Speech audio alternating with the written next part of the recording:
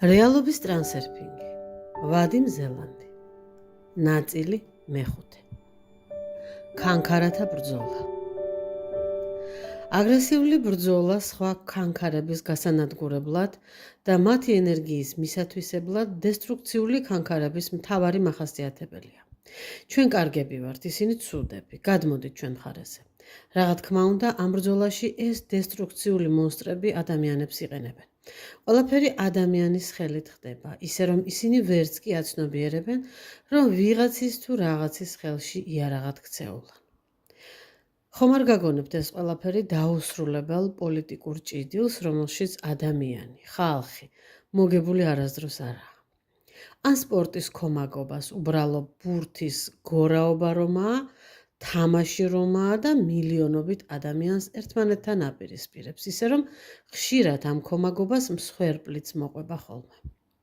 აღარაფერს ვამბობ ქვეყანათა შორის ქიშპობაზე, ომებზე, მსხვერპლზე, რომელსაც არავითარი გამართლება არ აქვს.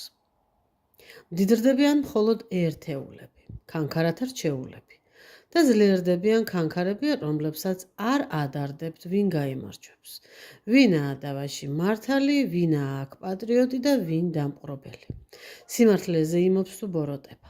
თავარია მიიღონ ენერგია, ბევრი უარყოფითი ენერგია.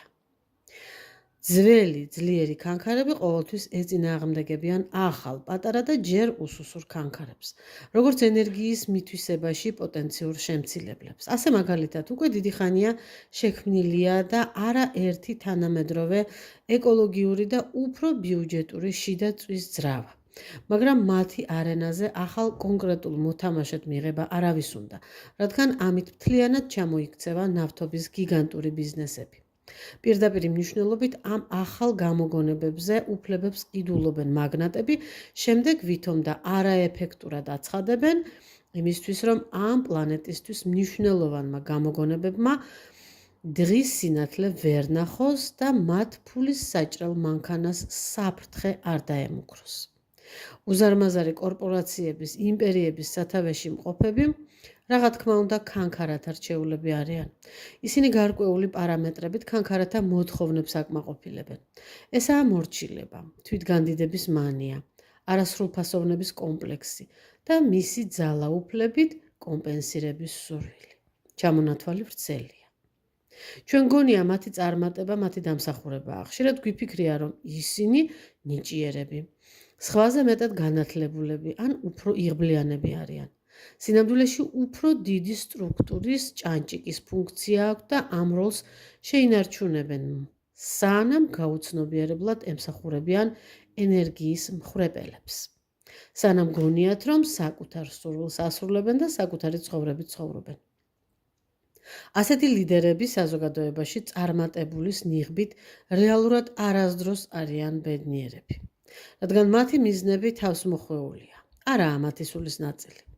როგორც წესი, ცხოვრებას იმედგაცრუებით ამთავრებენ. გაიხსენეთ დიდი დიქტატორები, როგორ დაასრულეს ცხოვრება. მოდით ვნახოთ, როგორ ემორჩილებიან ადამიანები ქანქარებს. რეზონანსულ სიხშირეზე აზრის ენერგიის ნათებით ადამიანი თავის ენერგიას ქანქარას აძლევს და სულაც არაა აუცილებელი მისი მომხრეა თუ მოწინააღმდეგე. მაგალითად, ავიღოთ რომელიმე პოლიტიკური პარტია. სულ ერთია თქვენ მისი მომხრე ხართ თუ მოწინააღმდეგე, მთავარია ამას გულით და ემოციით აკეთებდეთ, ქანქარა თავის წილ ენერგიას მიიღებს თქვენგან. ემოციური ჩართულობა თქვენ გთიშავთ და გაძინებთ და ვის აძლევს ეს ხელს, თავად მიხვდებით. აი მოხუცდა ჯგუფი, სახლის კართან ჩამომსხდარან და რაც ძალე და ღონე აქვთ, უსინდისო მთავრობას ლანძღავენ და წევლიან. ამით ეს უსინდისო მთავრობა მხოლოდ ძლიერდება. მთავრობის ენერგოინფორმაციული სტრუქტურა, იგივე ქანქარა, იკვებება ხალხის მისდამი სიძულვილში ჩადებული ნათქვამი თუ ნაფიქრი ემოციის ენერგიით და რა მნიშვნელობა აქვს ვინაა მართალი. არის თუ არა მთავრობა უსინდისო ან ხალხი დაჩაგრული.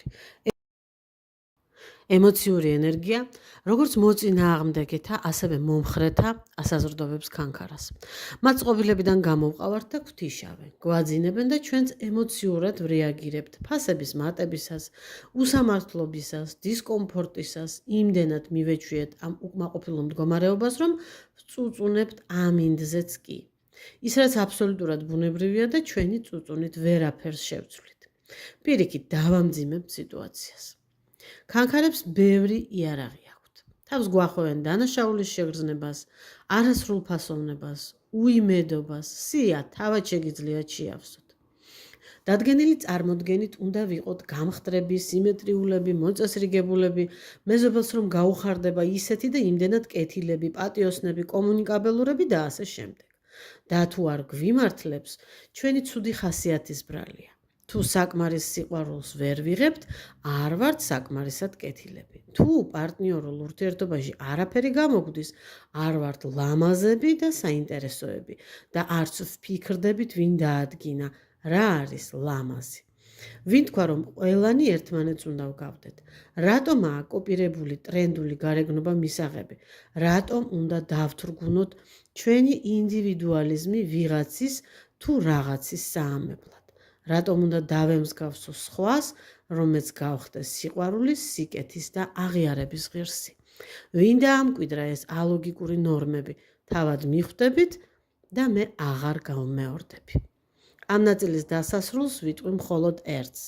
ქანქარების ჩაკეტილი წრიდან გამოსვლა შესაძლებელია და ამაზე მომდევნო ნაწილში აუცილებლად ვისაუბრებთ.